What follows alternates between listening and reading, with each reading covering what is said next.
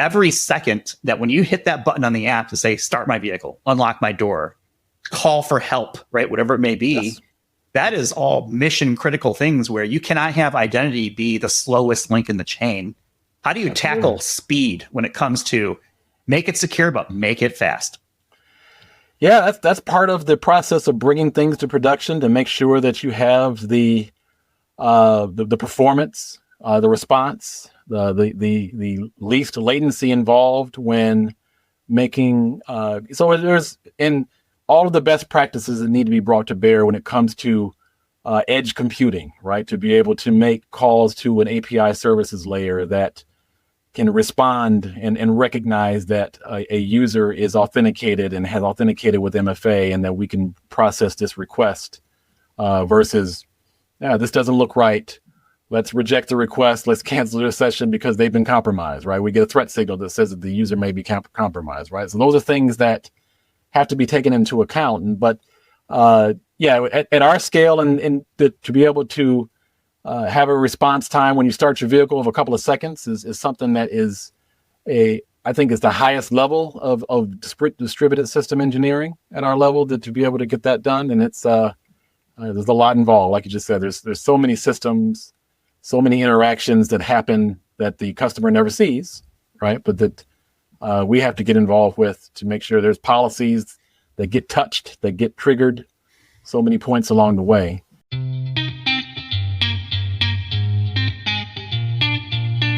This is Identity at the Center.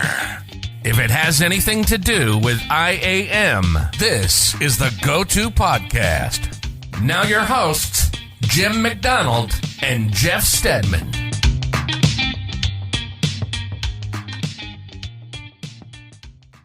Welcome to the Identity at the Center podcast. I'm Jeff, and that's Jim. Hey, Jim. Hey, Jeff. How are you? Oh, not so bad. Yourself? Good. Guess what I'm thinking about? But yeah, I mean, wrong. This is a safe for work podcast, so I don't know. What are you thinking about? Well, I was thinking about IDPro. I was I was in the Slack channel, and it's just so full of treasures. So I was just scrolling through the general posts, and Hannah Suter had a post out there that was about demonstration of proof of possession. I'd never really read up on that. And someone posted an article that broke it down into like the 101 level. I was like, this is why I'm a member of IDPro. And I would encourage anybody who's listening to this podcast, either you found the wrong podcast or you should be a member of IDPro.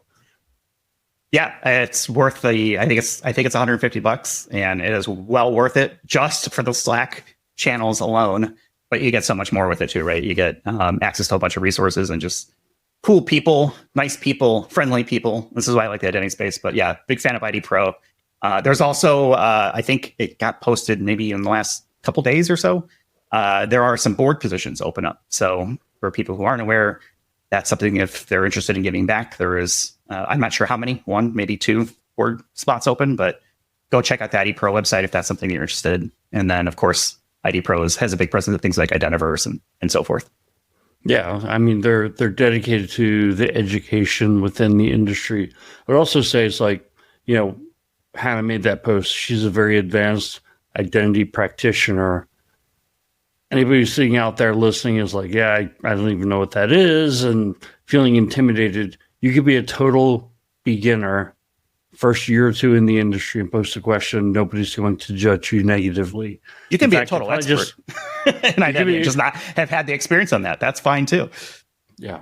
Yeah, I found myself posting questions sometimes thinking, I wonder if people are going to think this is a dumb question, but I shouldn't have that thought because I don't think people look at it that way. They're excited. I don't think so. People are excited if they have an opportunity to kind of give back and respond to some of those questions. Yeah, I mean, look, this is why I got into consulting was when I was in, the real world of IAM, you really only know what you work on, and the opportunity to get into other areas that your organization doesn't do is generally not going to happen. So there are lots of people who are focused, like, for example, IGA, privileged access management. Maybe they're just authentication. They work just in Microsoft, right? There's so much to learn, so much to know. You will never know it all. Jim, you and I have been doing this for 20, 25 years each. Our guests have been doing it for a long time. There's just too much to learn at any, at a very expert level. It's very difficult to do. Plus, there's always something new coming up. I mean, remember when self-sovereign identity was like the thing that was going to change the world? Still waiting for it, a couple years later, but there's always something new coming up. Now you've got AI. That's going to change things. So ask the questions, go research it, and you'll find that IDPro Slack channel is an awesome place to get answers. IDPro Slack channel and then this podcast, because a lot of times when you brought up the that topic, we a lot of times get guests on, say David Motti or something, and he'll talk about something like machine identities. It's like, yeah, nobody's talking about that. 2 years later, it's like everybody's talking about machine identities and non-human identities. And so, we keep pushing ourselves like, all right, let's bring a guest on who's going to talk about something that we don't know a whole lot about, but we're good at asking questions. Yeah. I mean, you can explain that to us two dummies. Hopefully other people who are way smarter than us can pick it up over audio or video from a podcast standpoint. Exactly. Another great source, here's my tricky lead in. Another great source for learning is conferences. We happen to have discount codes galore. Yeah, that was a pro segue, I got to say. So yeah, conferences, we've got a bunch of them. The one that is coming up next is going to be London, the Gartner IAM Summit there. So that's March 24th and 25th. If you use the code IDAC425, that will save you 425. I think we settled on euros, 425 of some currency off of that. But that's a great one to go attend, especially, for folks that are maybe in the London area or maybe Europe at large. We won't be there, but we will probably be at the one later this year in the US. I have to imagine we've kind of gone for the last several years, but they were nice enough to extend that. So we're passing it along. And you don't have to remember any of these. They'll always be on our website. If you go to idacpodcast.com and just scroll down, you'll see all the different conference discounts that we've got or any other things we have going on. You can kind of find there real easily. So there's that one. And then the one you and I are very excited about. Yeah, This is Berlin. I just booked my flight yesterday, or maybe it was the day before. So May 6th to the 9th, it's in Berlin. It's the Cooper-Cole European Identity and Cloud Conference. If you use the code IDAC25MKO, you get 25% off. So Jim, you and I are going to be there. Very excited. All I have booked right now is a flight into Germany and a hotel. I have not yet figured out what I'm going to do after that. My wife and I are still kind of planning post-Berlin. But I'm excited to be out there for the first time. Never actually been in Germany other than the Frankfurt airport on my way to Chennai, India. So yeah, I'm excited. And getting outside of the airport will be great. Yes, it will. And I'm going the week before. I'm going to be in Oslo the week before, and we're doing an identity bureau, and already have at least 4 people signed up for that, and hopefully that list extends further. So if you're a practitioner or involved in identity in some way, or at least interested enough to listen to this podcast, and you can be in Oslo the week before or live there, reach out to me on LinkedIn and love to get you involved in that identity bureau. Yeah. We haven't picked the exact date yet. Those are all, I don't think I've ever been to one, but you'll be out there touring the countryside, identa beer in hand, I guess. Yeah. I had a couple people reach out to me on LinkedIn, graciously being, offering to like show me around and things like that. I don't know where I will end up yet. So I apologize if I don't get back to everybody or if I don't hit your city. There's just too much to do in 1 week that I have between Berlin and trying to get back to the US. So hopefully this isn't the last time we go to. No, I think hopefully we can turn this into an annual pilgrimage or something maybe for IDAC to head out to the Cooper-Cole conference. After that's done, vacation a little bit, and then Las Vegas for Identiverse. That one is June 3rd to the 6th. Again, you and I are going to be doing some stuff there. I don't think we're quite ready to announce some of the fun things we've got lined up, but we're still coordinating on how that exactly will work. But it will be a very fun, another type of thing that we have done in the past that we're excited to bring to Identiverse. I'll just leave it there. Probably not very good. I probably didn't obfuscate that enough. So I'm sure people will be able to figure that out. But June 3rd to 6th, IDV25-IDAC25, 25% off. And you'll be able to take advantage of that. And that stacks up the discounts as well. So you definitely want to take a look at that. Yeah. So, Jeff, between those two conferences, are you going to get any work done this summer? I have to because I have clients, so they're going to be expecting work to get done. So yeah, I will be working things in between editing, broadcasting, publishing, working, all that good stuff, and hopefully I'll be able to unplug a little bit again while I'm in Europe to check out the sites. Yeah, exactly. Yeah, enjoy yourself a little bit for sure. Yeah. The other thing that we wanted to mention was we don't have the discount code for it yet, but we've been going to the FIDO Authenticate conference for, I don't know, what is it, in 3 or 4 years now in a row. And we've been doing something there. We'll probably do something again this year. We just haven't gotten that far with our planning yet. The conference is in October, but if you want to be a speaker, if you have an idea for a paper to submit, to present on, that deadline's coming up March 3rd, 2025 is the deadline. Go to authenticatecon.com. You can figure out the navigation then to submit a paper.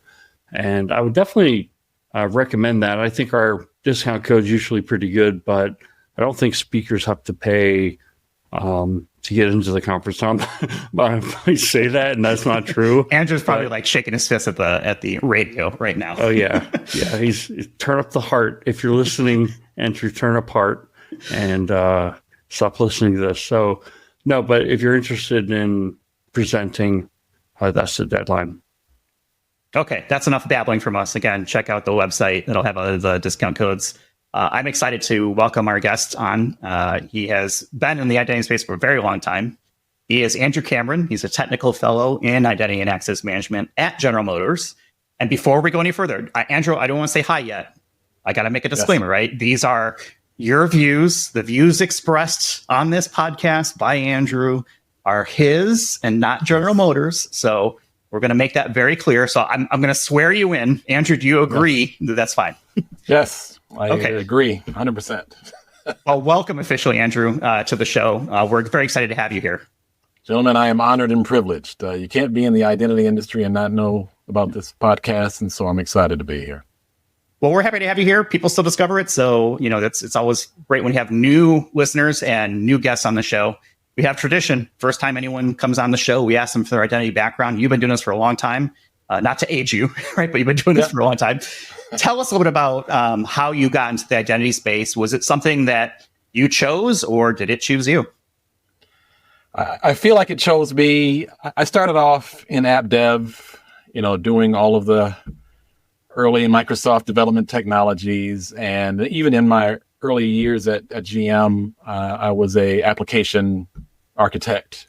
It was my primary responsibility. And one of my early roles was an architect lead on the deployment of our employee portal, right? So this is a pretty massive undertaking, hundreds of thousands of employees. This is going to be the face of IT for our employee population, right? And so there was a lot of effort that went into not only kind of what was built around in the portal, but we also positioned this portal to be in a way to access applications throughout the enterprise, right? And so where most of the discussions ended up happening was, well, how do we secure access to application A once somebody logs into the portal, right? And so that typically always involved LDAP directories, access control lists, and all of those legacy ways of securing things that we did back in the early 2000s. And so being involved in that so much, I ended up being on a directory team, right? And so we were known as the LDAP team, and our big deal was to socialize SSO across the enterprise, right? That was actually a thing in the early days. And so that really kind of kicked off my learnings around identity, and I ended up meeting, all the luminaries guys that have been on this podcast previously. I mean, I remember we were deploying a product called OpenSSO in the early years. That was a Sun product, and we had a trainer come in and train us on how to deploy OpenSSO, and that trainer was Alan Foster, right? And that's a guy that you guys had on not too long ago, and those are relationships that have endured over the past 20 years, right? Folks like Ian Glazer, somebody who's been on 100 times on this podcast, that have helped kind of guide me in terms of being embraced in the community. And when things like IDPro came along, and you guys promoted IDPro, and Jim's example is 100% accurate in terms of the value, because it's typically you don't have that kind of an engaged community to be able to bring issues and topics to and be able to get that kind of rich response, right? Typically, out on the internet, you're just a dog, right? So it's really great to see how IDPro and the community has grown in the years since it's been created. And, I've been privileged to be part of it, privileged to be around this community for so long, because it's something that's it's given me a career. It's given me a focus. So you've been in this game for a while. How many years or how many rings on the tree do you want to claim as being an identity? Yeah, 20 years this year, actually. So I don't know if there's any kind of celebration that I have planned, but it's really interesting to see how things have evolved. Because when we were early on, it was, we were trying literally to go to other organizations within GM just to get them to onboard to our enterprise LDAP environment, right? Like we didn't even own Active Directory, right? It was come to our enterprise LDAP environment and we can give you single sign-on, right? And the amount of time that went into debating things like password strength, it seems silly now, right? We're heading into actually passwordless, right? We're literally rolling out passwordless capabilities today. And so to think of how far we've come from a lot of the things that started off that kind of was the foundation of the identity and access management discipline. Some things haven't changed as much as they need to. I think IGA is somewhere that is kind of begging for some innovation, I think. But there have been a lot of other exciting areas. Customer identity is one area that has seen a lot of innovation and a lot of definition in that aspect of the market in recent years. And so, it's just, 20 years in, still passionate about it, still excited about it. So we're really looking forward to it. Is there something that you kind of look back and say, that was a game changer for identity? Is it something like, it could be something as simple, I don't know if it's simple, but hey, we've got standards now, SAML, OpenID Connect, or whatever before that, or maybe it was the advent of single sign-on. Is there something that in your mind that like jumps out? It's like, oh, like that's it. I think what really kicked things off was the adoption of standards. I think things early on, like the adoption of SAML and eventually OAuth and OpenID Connect, really, because that was, most companies want to, align on that. And, everyone interacts with other companies in some way or another. And that gave you a language. It gave you a protocol on how you could allow external parties to come and authenticate to your enterprise and give them access to things, right? And so we started really early on in a partnership with Sun and Microsoft, where we were evolving the SAML standard early on. And then we promoted the fact that we were part of the Liberty Alliance, and we were promoting making products from Sun and Microsoft work. And this was in 2007, 2008, right? Where that kind of thing was relatively unheard of. So, those are things early on. I think the adoption of standards and the fact that standards like SAML and OAuth and OpenID Connect have really endured, right? And that's what's so exciting about things like passkeys, where, that has gotten industry adoption at a rate that we haven't really seen before, right? It seemed like it was probably a year or two where we started hearing about passkeys to everyone is supporting it. All of the big names are supporting it. And now, we're as implementers, we're really trying to catch up to kind of bring that feature set and to bring all of the goodness of what passkeys are to our users and our customers. So I know GM's, obviously a very big company, and I've always been curious about this adoption of passkeys because they feel like the groundwork was laid a couple of years ago, but just because it's like, hey, we had this new thing, it takes time to adopt those sorts of things and get them into plans, et cetera. What was it that was like, okay, now's the time where GM is looking at this and say, hey, let's do passkeys? Like, what was the key to that? A desire to get away from passwords, just an overall recognition. We had adopted kind of zero trust principles and practices formally, probably 3 years ago. And the desire to move the authentication level, to kind of raise the floor in terms of authentication levels that we would be willing to accept, to do things like privilege operations is really what kicked things off.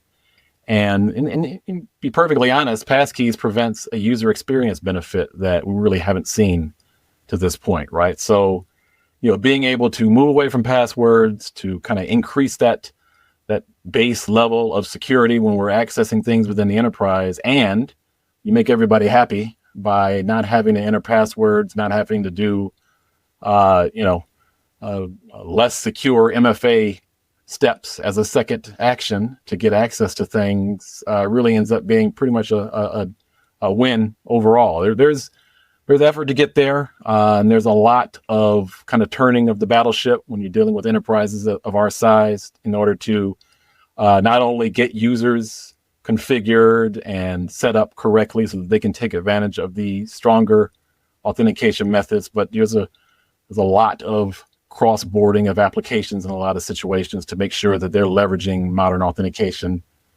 in order to take advantage of the single sign-on that comes with leveraging modern auth in the cloud and things like that. So it's not a turning of a switch and just make everybody work.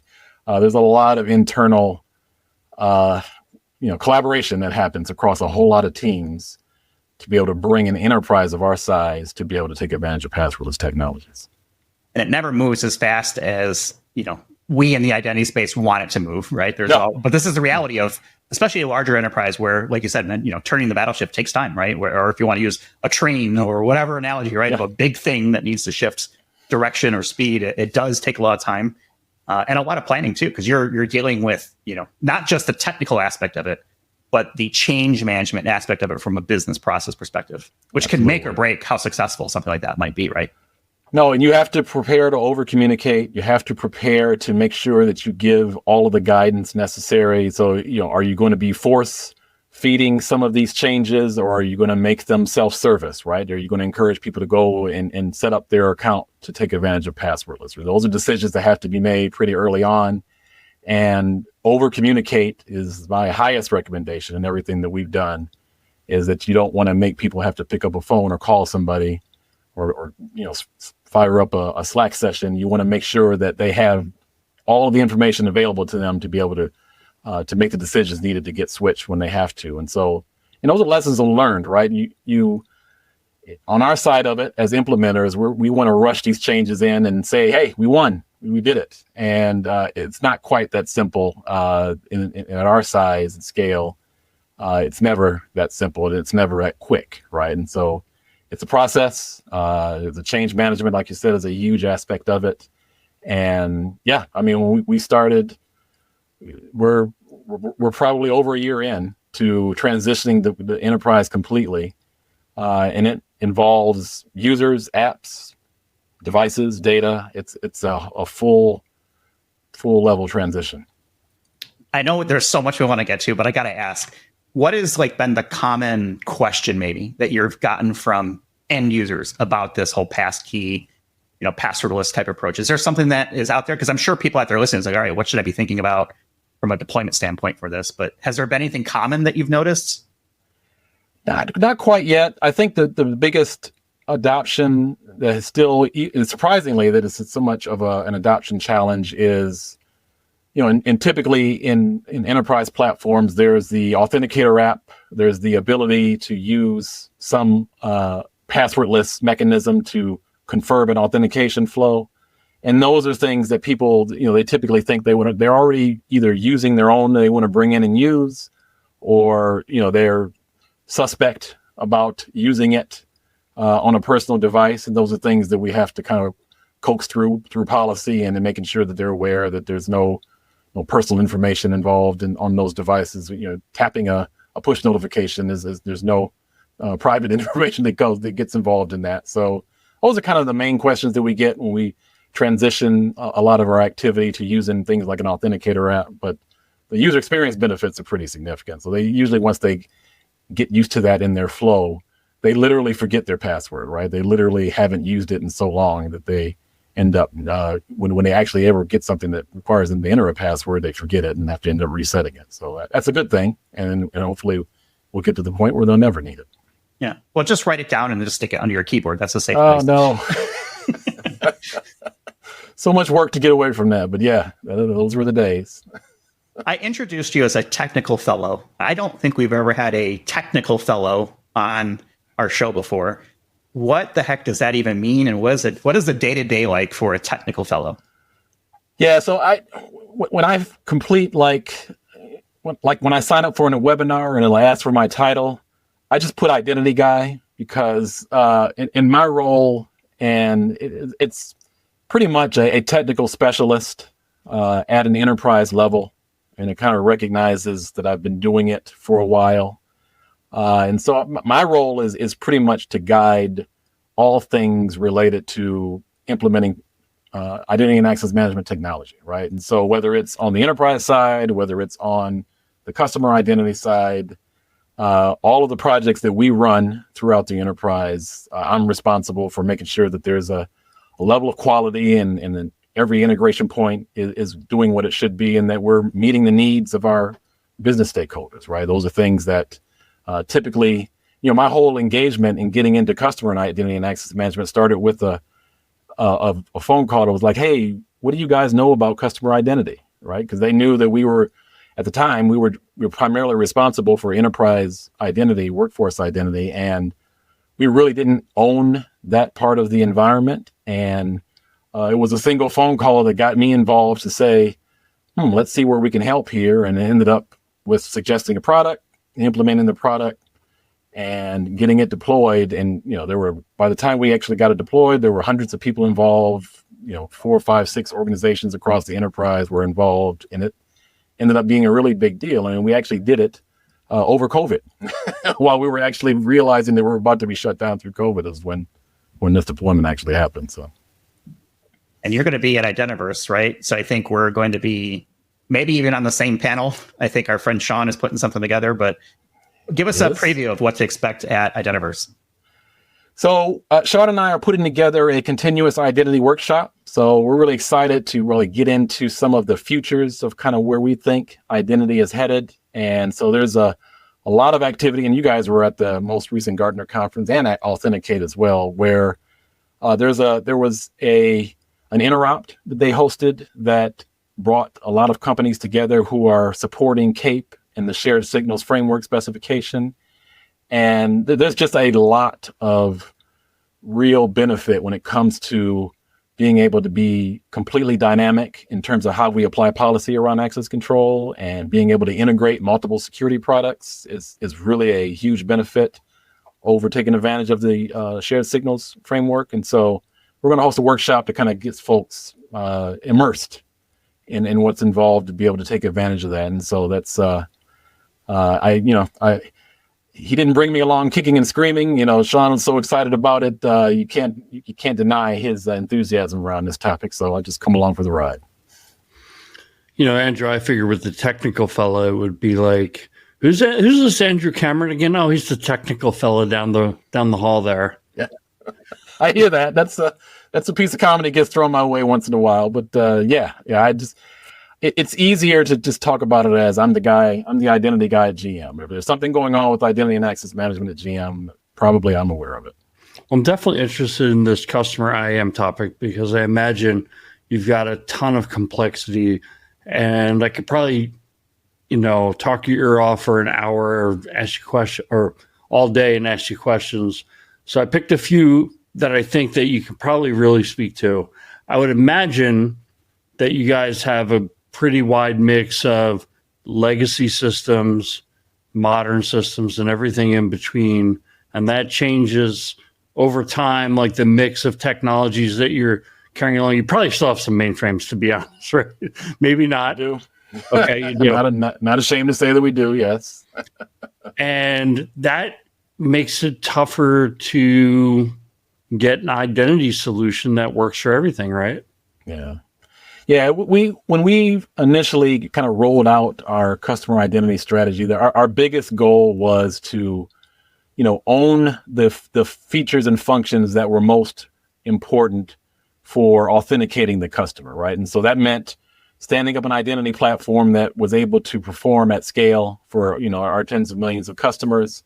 And that also included things like taking profile management out of the hands of their applications, right? And providing a service that allowed our application teams to say, can we look up the profile information for this customer and not have to replicate profile information across application environments? Those are some of the, simple goals, but it was important to establish that as part of our platform to be able to allow it to scale and to be able to allow other applications to come on board, and they don't have to worry about how does authentication work. As long as you're able to support core standards, OpenID Connect, OAuth, your application can plug into our environment, and we can get your customer authenticated, and we get profile information available for the customer, and that's for everyone who plugs into our platform.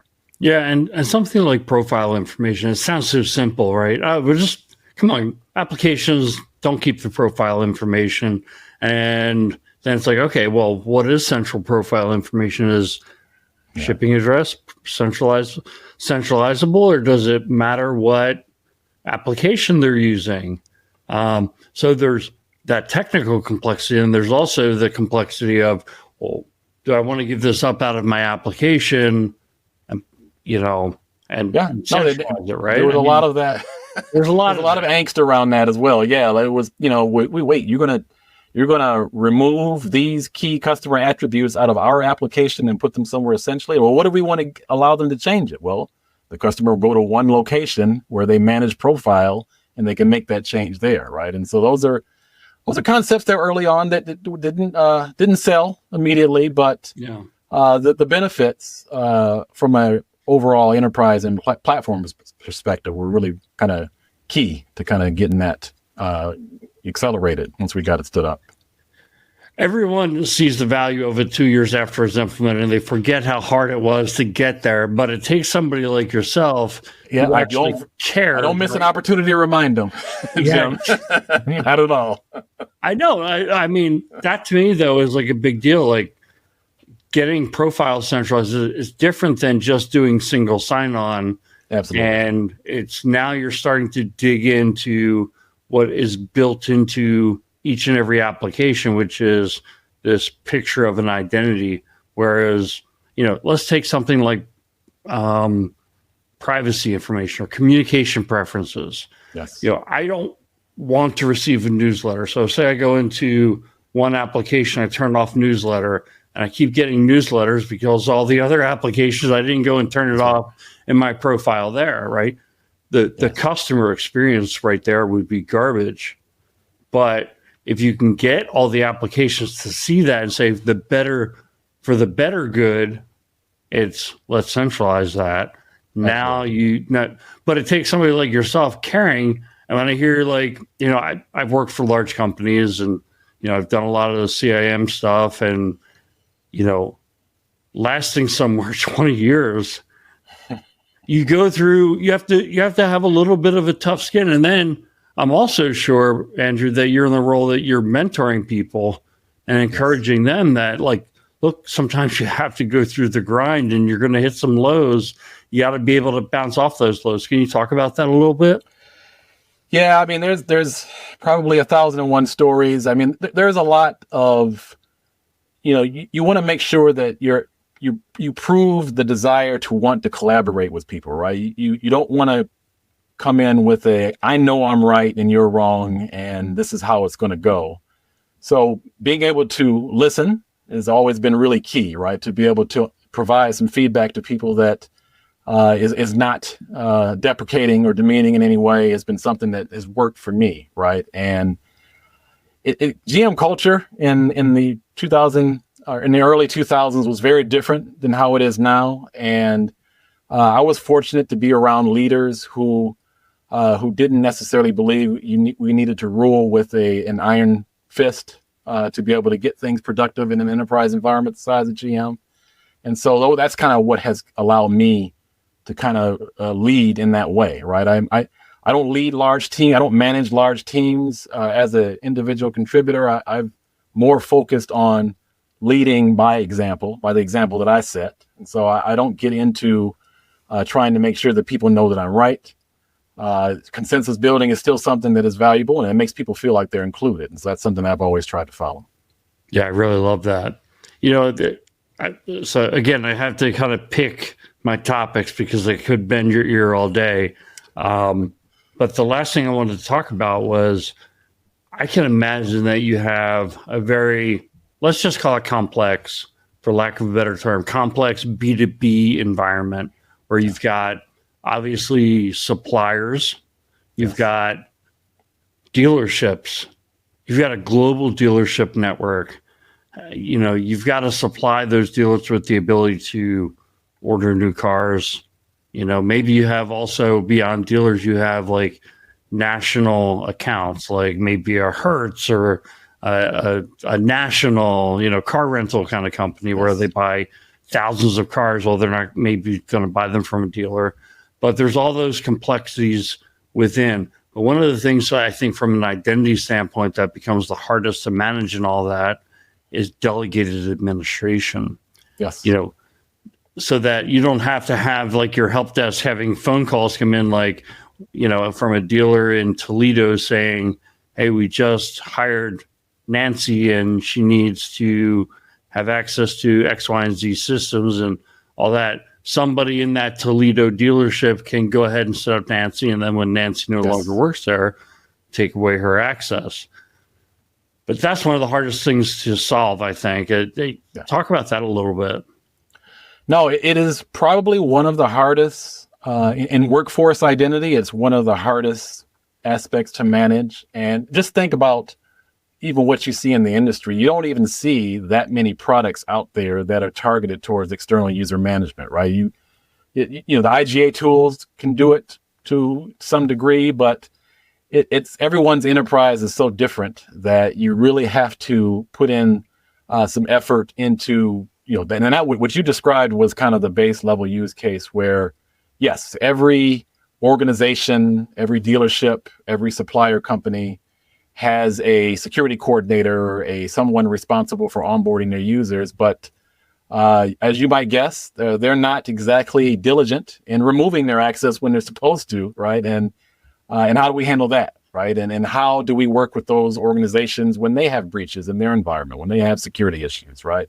Those are things that we have a dedicated security organization in our IT organization that focuses on third-party security, right? And making sure that our partners that we work with maintain a minimum level of risk in their environment. And we have some very important requirements, or any partner that we interact with, to allow them to access GM systems. And so those are things that when you start dealing with, we have 10,000 dealerships globally.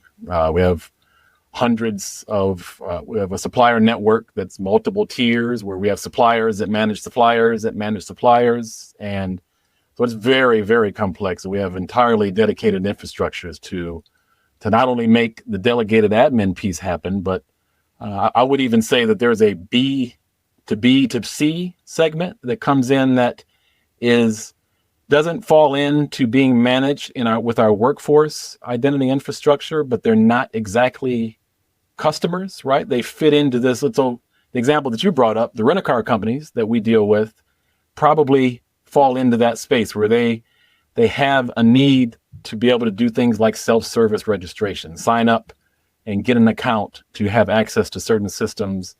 And they don't need to have access to all of our enterprise systems, but there's a certain segment of systems that they can get access to in a self-service manner that we manage that they have a need for as well. And so that's another segment of our external user population that we've had to manage and create additional solutions for in that manner.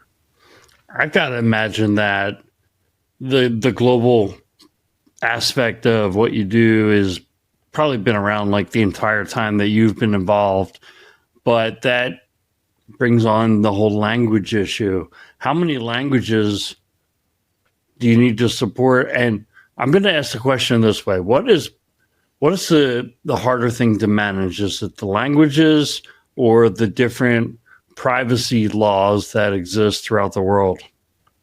Wow, that's a great question. I'd say that the complexity of privacy laws has been something that in recent years has really started to get attention, right? Because the fines in these regions are starting to get significant. So you don't want to get that wrong, right? And so, especially when it comes to EU and how we handle location of personal data in those regions, it's really important. And so, it's being able and actually being required to build solutions to allow customers to do things like right to remove and things like that have been part of what we do in recent years. And so I'd say that's been the biggest challenge, right? Being able to respond to the varying demands of privacy globally for an enterprise of our size has been something that's been really, really important. It's a struggle for everybody, I think, trying to piece this all together. But I think it underlines and sort of underscores the value that IAM comes in maintaining compliance with a lot of this stuff. If you're doing good IAM stuff, generally speaking, you're going to be that further ahead when it comes to compliance with regulations. At least that's my thought. Does that make sense, or do you disagree? It makes perfect sense. So if you're doing things like not making multiple copies of customer profile information everywhere, then when it's going to sync it, it's fine. Yeah. See, that's that's where it sells itself, right? Where you don't have to be worried about how many copies of databases that have been thrown around the enterprise. That being able to satisfy privacy requirements gets a bit easier, at least, and it's not as complex as it could be, right? And so, those are things, because that's real money, right? That's real cost that can get hit if you're not on top of all of the requirements. If your solutions don't meet those requirements, right? You can get in a lot of trouble really quick. I'd like to take the conversation more to the consumer side. I feel like a lot of people listening probably have a vehicle. And one of the things that I've noticed over the last several years is the rise of what I'll call like a car account, right? Whatever the manufacturer is, GM is one of them, but Volvo, Tesla, Rivian, right? All, you name it, tend to have an app, and vehicles are moving now into almost like this cell phone on wheels type of thing, right? Software defined vehicles, et cetera. Can you talk a little bit about how that works from an identity standpoint? Like, what are the benefits of, having a GM account, or maybe in the case of GM, maybe it's a brand account, right? Whether it's Chevrolet or Cadillac or whatever it may be. It's probably the most exciting part of what I would say of the customer identity space is the impact that we have on the user experience in that way, in that everything that the customer sees starts with what you do when you access your product, right? And that's usually, when as excited as you are when you buy a vehicle and you take it out of the dealership, the first thing you do is you log into whatever that mobile app is and check out all of the features that you can do through the mobile app, right? And so it's really exciting that we have been able to impact, the overall vehicle experience in that way, and to be able to have, not multiple accounts, not multiple logins when it comes to kind of taking advantage of those experiences, because, we're bringing more and more services into the vehicle experience, right? So, you're driving along the road and you come across a Starbucks, right? You can order your Starbucks ahead of time and not do it through, not do it through your mobile app. Those are things that you can actually do through a head unit. And so it's important to be able to make the experience as seamless as possible, and to bring a single identity into that experience. And so it should be something as simple as, here's an email address and I sign up for an app, and I can be secure in accessing my vehicle features. And that's a destination, right? And there's a lot of ways, and that's why kind of focusing on a single identity is so important, because you don't want to add friction to the user experience by, forcing them to poke in a password on the vehicle display, right? That's not the best way to go about that, right? So those are things that we've been working really hard to make sure that we bring that best experience to the vehicle customer. I feel like this is an area that is still ripe for conquest by audio manufacturer, where you can personalize the vehicle. There's so much telemetry and so many things that you can now control in the vehicle through an app or APIs, right? Through the app, those sorts of things where, if you're carrying your phone, for example, and you're using maybe an ultra wideband for your mobile key, right? Or some other Bluetooth proximity, whatever, maybe in some scenarios, it knows that Jeff is getting in the car. So let me set the seat position to this. Let me log into, my Spotify account or Apple Music or whatever it may be, right? Set Google Maps and my direction based on a calendar entry, right? There's a lot of neat things that can happen, but you can't do that without the identity layer actually pulling that together. I feel like this is an opportunity to connect those experiences. Yeah, or delegate privileges to do things in the vehicle to your kids, right? To be able to, work the display in the rear of the car to whatever they want to do, and be able to have their preferences saved to a family set of preferences. Those are things that are also part of the picture, right? And those are all huge, right? Those are selling points, right? When you're able to provide that kind of granularity of features within the vehicle experience. So yeah, I mean, that's what's exciting about it, right? And it's really exciting to be able to see, not only to be able to enable those cool things, but from our perspective, we're trying to keep it secure, right? And so we're trying to, and I know you guys you've had Andrew Shikiar on several times, and I know that FIDO has created an automotive working group that's pretty exciting, and I can't announce anything, but I just keep in mind that we're looking at it. We're aware of it, and we're excited to see how that progresses. I feel like this is an area that a lot of people struggle with, not people, meaning auto manufacturers, when it comes to really nailing that app experience. I promised before we hit record that I would not get on my soapbox about the experience that I've had with one of my recent vehicles and let's just call it, not barely passable grade that I would give it from an experience. Yeah. Why is it so hard to get that right? Are there this is probably more of an app development question, but are there technical underpinnings from an identity perspective that make developing an app like that have those capabilities more difficult or thought process? Or is this like, hey, we've got the identity side, but there's still more work to do on maybe API management or other telemetry, items that might be coming from the vehicle?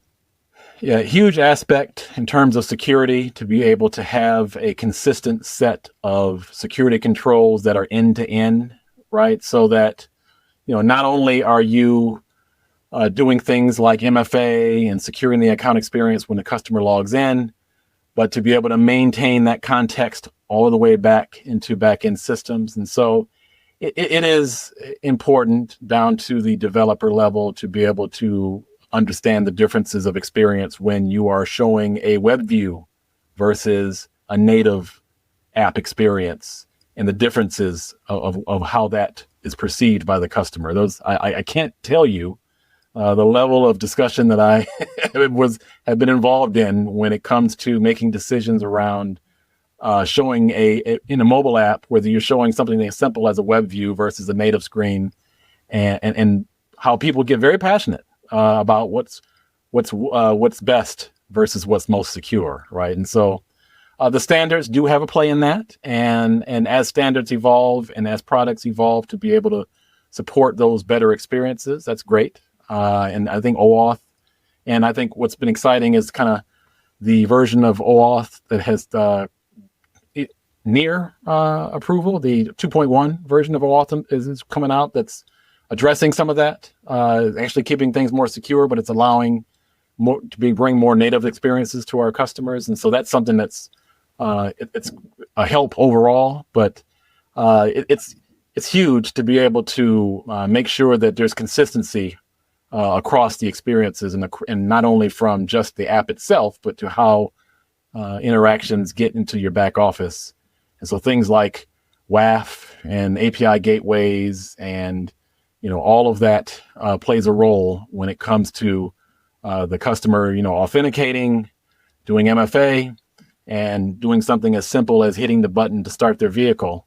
There's an awful lot of interaction that happens to secure that from end to end. I feel like this is an area that maybe people aren't as aware of, is the speed of all this needs to be like sub-millisecond, because you just listed a whole bunch of like speed bumps, right? Yes. The WAF and API bouncing back and forth, microservices, et cetera. Every second that when you hit that button on the app to say, start my vehicle, unlock my door, call for help, right? Whatever it may be, yes, that is all mission critical things where you cannot have identity be the slowest link in the chain. How do you tackle speed when it comes to make it secure, but make it fast?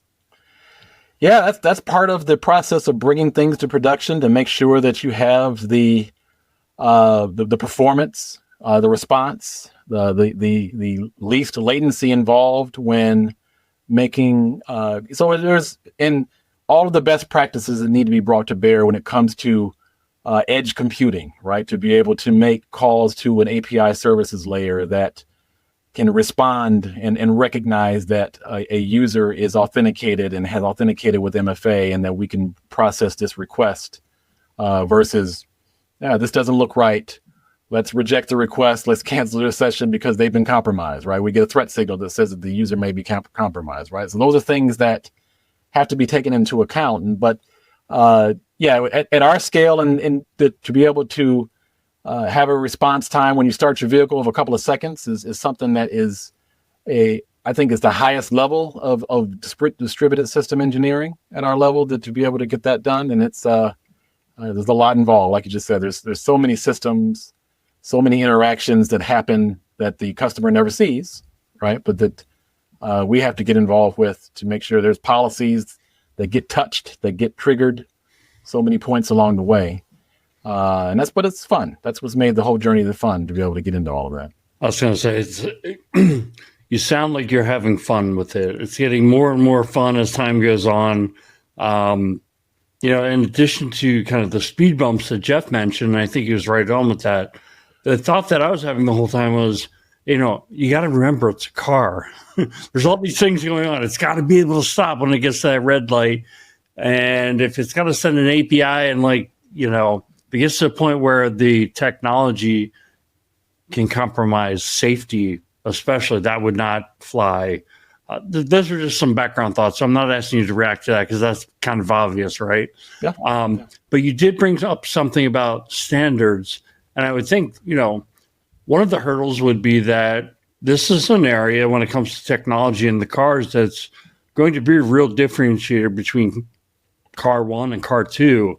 But the security piece and setting standards for security, to me, everybody's a long-term winner if there is some standards work that's done together. So is that your perspective that you bring when you're working with a group like FIDO in terms of, moving forward this working group? And I know you didn't have an announcement, but I just wanted to know if that was your perspective. Yeah, so absolutely. The answer is yes, that when you consider that, as consumer technologies take off, so things like passkeys that people are adopting, that the technology platforms are adopting, right? You would think that customers would be ready and willing to leverage those technologies with their in-vehicle experiences, right? So using passkeys for payments might be something that people are interested in, right? And so to have those and to see the industry adoption at this point is an indicator that the customers would like to be able to continue to use these kind of features as they're made available. So, yeah, I mean, again, we're aware of that, and we want to make everyone's experience easier. So we'll be paying close attention to those as that evolves, right? And so, yeah, we're really excited to hear. And I've talked to Andrew a number of times about this, that the working group around FIDO has kicked off for Automotive, so that we're expecting a lot of great things to come out of that. I'd say, at some level, going back to that exciting feeling, it's like, if you can only just start your career over right now and just see where things are going the next 20 or 30 years or whatever it's going to be that a career becomes after in that time. But let's talk about AI. I mean, that's on the tip of everyone's tongue, right? It's almost scary to think right now, if you're just starting out right now, am I going to be obsolete 20, 30 years from now? I think it's more of an enabler. I think AI is going to be built to serve humans and make life better. That's my optimistic perspective. Yeah. What's your perspective on, a couple of big things that are going to happen in your industry, in the automotive industry, because of AI? I think we're going to see a larger proliferation of agent-based AI that will interact with customers and to be able to give that first level of service and experience that is more responsive, more accurate in terms of what you may have been able to get from the chat bots that kind of preceded agents today. And so I think that's going to be kind of low-hanging fruit to be able to take advantage of those kinds of experiences within the solutions that we build and deliver. I think machine learning and AI has been used from a security perspective, right? Where we've been getting threat signals that have been based on AI for a number of years now, right? And so, things like password spray attacks, things like impossible travel, all of that is based on machine learning that the vendors are providing. So I think you'll see that evolve, right? We, enterprises of our size are building a pretty rich set of data around users and entitlements and the resources that they access. And so to be able to do all the things like automatic deprovisioning, if you're not using a resource, make a lot of sense, right? You don't have to go through that manual effort of removing somebody through an access review. You have some kind of agent, watching all of that activity. And if they don't touch something for 6 months, then you must not need access to it. Let's take you out of it. So I think those are kind of things that will start to make a lot of sense within the enterprise and things that touch customers. I think you'll start to see some form of agentic AI in the vehicle eventually, where you'll be able to do things. If you can do it within your home, you should be able to do a lot of those things within the vehicle. So I think you'll start to see a lot of that eventually. So I think that's probably a good spot where maybe we can leave it for this week. I want to thank you because I told you before we hit record that we're going to take your brain and splay it out. And we can keep going on and on for this. I feel like this is an area that is super exciting. I'm an EV fan. I think that's kind of on record at this point. Yeah. And the identity experience is such a core part of that. I want to see you guys nail it, right? Yes. Just like I want to see everyone nail it because this is the experience you're having in the vehicle. So I think of the future, right? Where is this going? Okay, we're all connected vehicles and things got to be secure. What happens when vehicles start talking to each other and things get safer, whether it's self-driving or even just shared signals maybe between vehicles, which are devices to say, hey, I'm slowing down or I'm accelerating. I mean, I just think of the safety applications. When there are standards for that too. Yes. So I think it would be super cool to get there. And, identity is going to be such a core component of that. And as Jim mentioned, we can talk about this forever. So, but I want to talk about a couple things. You're a Detroit guy. I want to, first of all, and I'm an Lions fan. You can see on your shirt there. I'm a Bears fan. So I want to thank you, first of all, for Ben Johnson and having him come over. We're very excited to have him. I've kind of been on record with my friends as it's Ben Johnson or bust. We got the guy. So thank you for letting him come to us. That being said, I was rooting for Detroit Lions in the playoffs. I wanted to see them at least make it to the Super Bowl. But that didn't happen. So I'm going to put you on the spot for Detroit Lions. Give me a win total for next year because they had a great year this year. Yeah. No, I think 12 wins is the floor, right? So, we're bringing the cast back. We don't have our coordinators, so that's going to be interesting evolution of how things happen. But 12 wins is the kind of the minimum that I would say. And let's get a home playoff game, and that's the lowest expectation at this point, right? And as a Lions fan, after 60 plus years of what we have realized, what we've seen in the past couple of years has been great, so, and that's regular season.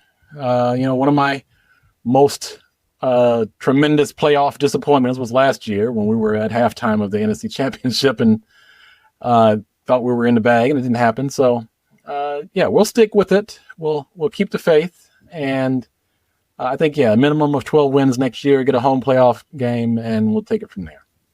Okay, so we're going to put that on record. That's that'll be on ESPN. 12 wins or bust for the Detroit Lions, courtesy of NFL analyst Andrew Cameron, and also technical fellow I am at GM. Yep. All right, another for Detroit thing: pizza. Are you a Detroit style, New York style, or Chicago style pizza? I am Chicago style primarily. And we have a Chicago-style pizza place here in Detroit called Pizzapopolis. It's in downtown Detroit that has been a staple for decades, and I would recommend anyone to hit that. It's as good as any Chicago deep dish that I've ever had, and I've had Giordano and everything else from Chicago, but I'd say Pizza Populous is probably our best kind of deep dish Chicago style pizza, and that's the one I've enjoyed the most. It's one of the things I miss living in North Carolina now is the pizza down here is nowhere near as good as the Chicago area. Yeah, so I'm always looking for pizza spots to hit up. Okay, Jim, real quick. Are you New York, Chicago, or Detroit pizza? I've always been Detroit, or, I used to work at the Renaissance Center, Andrew, and, as did I. Greektown, there's, I don't know. I always felt like Detroit was coming back. I was there around 2009 through 2012. And I felt like Detroit was really coming back. But what I really loved the most about the place was the pizza. And, but given that I love New York and Chicago style pizza, there's not many pizzas I don't like. So, but Detroit's my favorite. Yeah. I went to the early stages of our kind of the downtown rebirth was right around 2011, 2012. It's a lot different even now than it was 10, 12 years ago. So it's pretty exciting down there now. Yeah. I've always been rooting for Detroit to come back because I think it became like the thing that people would almost joke about. Is like, oh, it was safe to joke about, like, oh, Detroit is falling apart. And it's like, first off, it's not really funny, and second off, it's really a good city. And now I felt like it was coming back while I was there. Yeah, I've been here all my life. I'm a lifelong Detroiter, and I will. I can represent. If you want to know the truth, talk to me. I'll give you the truth. Don't follow the internet and what it's been saying. From our downtown perspective, it's so totally different, and it's anyone that's the NFL draft that was here a couple of years ago, I think, was an overwhelming example of us being able to host large events and people all having a great time when they're here. So it was pretty cool. I've never been to Detroit other than the airport. That's pretty much it. One of the cities in the Midwest I haven't been to. Come on, Jeff. I'll give you the grand tour. Anytime you're welcome. All right. That's probably a good spot. Well, I'm going to head up to Detroit. We're going to get some pizza, and then I'm going to continue to take little slices of Andrew's brain and tear it out and put it on display for people in the podcast. So that's what we'll do. Andrew, thank you so much for being part of this. It's funny right now because you're using the virtual background and you've totally faded back into it. It's almost like Homer going into the bush. The slime. I think, the lighting just changed in my room, which is really interesting. But yeah. If that's not a signal to wrap up, there you go. All right, Andrew, thank you for being part of this. I'm going to have your LinkedIn profile in our show notes so people can reach out, whether it's about identity or maybe just better places to eat pizza in the Detroit area where you can have those conversations.